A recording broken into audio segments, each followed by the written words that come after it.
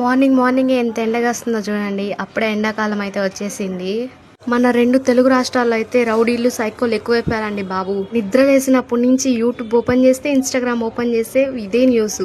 చంపినారు చంపినారు చంపినారు. వాడెవరో దరిద్రుడు అమ్మాయిని చంపి ఫ్రిడ్జ్ లో పెట్టినాడంట. వాడికి ఎంత తెలివి కాకపోతే. అలానే రీసెంట్ గా వైష్ణవి అనే ఆమెది కూడా ఇన్సిడెంట్ జరిగింది కదా. ప్రేమించి పెళ్లి చేసుకొని చంపాల్సినంత అవసరం ఏముందండి మీకు? అసలు ఫస్ట్ ఆఫ్ ఆల్ చెప్పాలంటే పోలీస్ వాళ్ళు స్ట్రిక్ట్ గా లేరనమాట.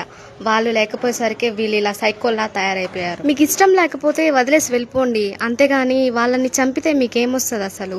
మరి దారుణం అండి. బయటకు వెళ్ళాలన్నా కూడా భయం అవుతుంది తెలుసా, ఎప్పుడు ఎలాంటి సిచ్యువేషన్స్ ఎలా ఉంటాయో అని చెప్పి. ఇంకనైనా మారండిరా, ఎందుకురా మీకు ఇవన్నీ?